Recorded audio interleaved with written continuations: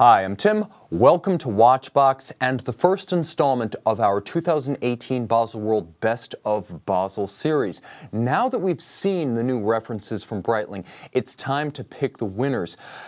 Now, unarguably, since last year's Baselworld Fair, no company has made more headlines in the watch space than Breitling. Under the new ownership of private equity firm CVC Capital Partners and ex-IWC CEO, now Breitling CEO, Georges Kern, Breitling has already made a splash this year with the Navitimer 8 collection, unveiled with great pomp and circumstance in Zurich, Shanghai, and New York, as well as across the World Wide Webs.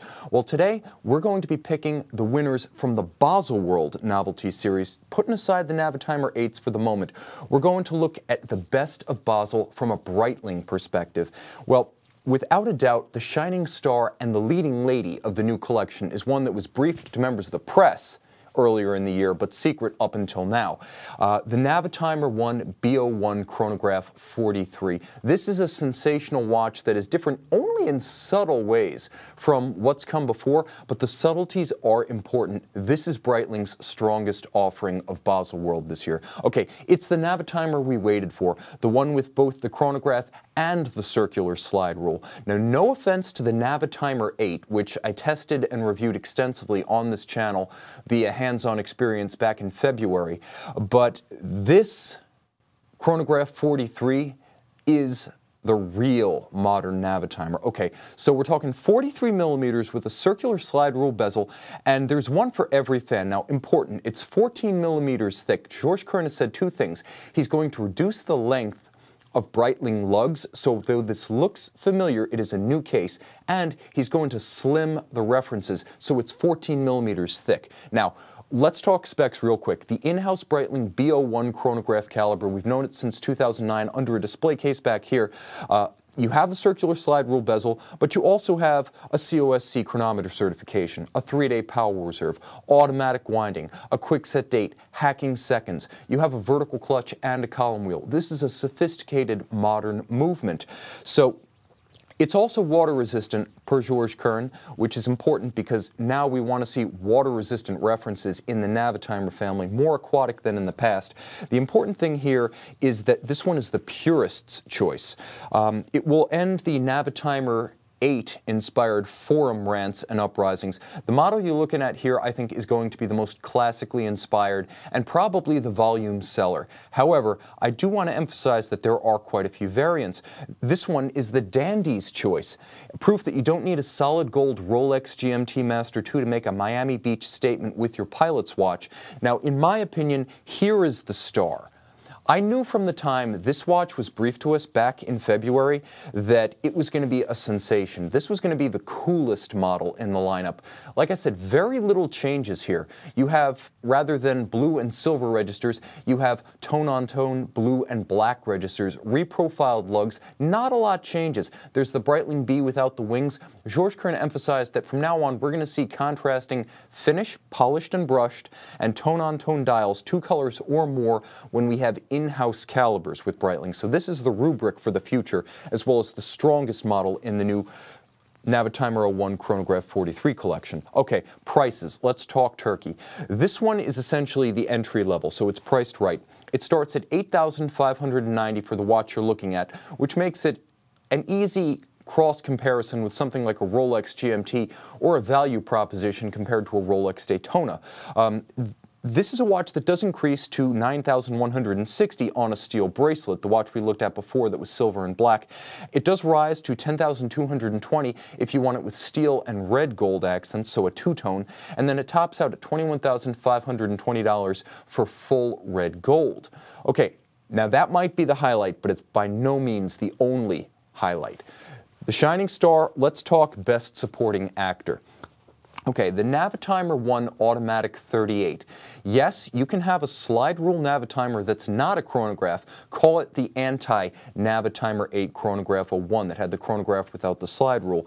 Just like that, we're back to Navitimers without chronographs, but the slide rule fans can celebrate their favorite feature at a lower price of entry. Now, history is paid its due here, as the Navitimer One automatic 38 recalls the 1950s reference 66 that was in fact a three-hand non-chrono Navitimer.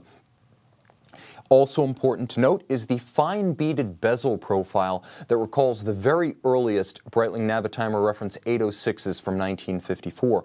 Now 38 millimeters in stainless steel or steel and red gold, only 10 millimeters thick. This has been a priority of Georges Kern, make the watches slimmer and smaller.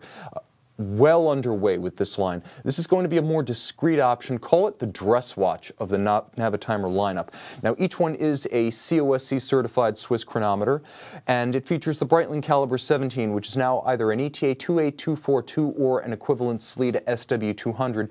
In either case, it's a chronometer certified caliber, automatic winding, 38-hour power reserve, quick set date, and hacking or stop seconds. This is a watch that's 30 meters water resistant, so again, this is not one with which to take the plunge. You're going to want your Navitimer 8 and its 100-meter water resistance for that. Prices are going to range from $4,310 for steel to about $5,820 for steel and red gold. Okay, now the action hero of our lineup to continue our Academy Awards conceit. Undoubtedly the Navitimer Super 8. This is a spectacular, historically inspired reference that pays homage to the World War II model 637. Now, the reference 637, huge and, in fact, designed to be worn around the thigh by an aviator in his cockpit. The idea is that the crown would point up, its extended stem would allow for easy manipulation while wearing gloves and while strapped to the thigh. The watch that succeeds it, the new Navitimer Super 8, is a little bit more conventional in its dial layout, but just as spectacular in its proportions and dimensions. The bezel, the size, and the extraordinary crown structure, which you can see to good effect here, are borrowed from the historical reference, but the military green sunburst dial, you can also get it with a black option, a black dial option, but come on, really. After this, it's gotta be green. This watch absolutely slays. Bidirectional rotating aviator's bezel, you can see the red index and the railroad track outboard. This is a very special piece. Now you'll notice there is no tone-on-tone dial. Why is that? We'll get to that in a moment. Now, unusually, it's 46 millimeters in all cases. 50 millimeters across if you include the bezel, but you have your choice of metals. You can get it in steel for traditionalists, or you can get it in titanium. Otherwise the same, both watches measure 14.4 millimeters thick, which for something this big, bombastic, and frankly instrument-inspired is still pretty slim. Now, it's a COSC certified Swiss chronometer. Here's where things get interesting. No, it's not an in-house caliber. This one features the Breitling B20, meaning this watch features Tudor power. That's right, this is the Tudor MT5612, doing business as the Breitling Caliber B20, a special movement for a special watch. You can see the difference in decoration. Fundamentally the same thing though. 70-hour power reserve, so nearly 3 days. You can see the robust free sprung balance with a full balance bridge. This is a very tough caliber. It's bought by Breitling, customized and put in its watches. Of course, Tudor being the junior brand of Rolex, that's where this movement is coming from. Again, 30 meters water resistant. This one is not necessarily for taking the plunge. This is for staying high and dry up in the sky, or for armchair aviators in the comfort of your own home, but mechanically accomplished and visually spectacular. The Navitimer Super 8 includes a leather strap which is executed in NATO style with a pin buckle in steel or titanium according to your case metal preference. Now, pricing and series quantity for this one as of this filming haven't been determined, so I want to emphasize we don't know a whole lot about this watch other than the bare specs. Nevertheless, this is going to be the standout star, but I do believe that the Navitor One Chronograph 43 steel with blue and black dial is going to be the Breitling of Baselworld 2018, and at under $9,000 with an in-house caliber and a very appealing aesthetic with more wearable shortened lugs, that would be my personal choice.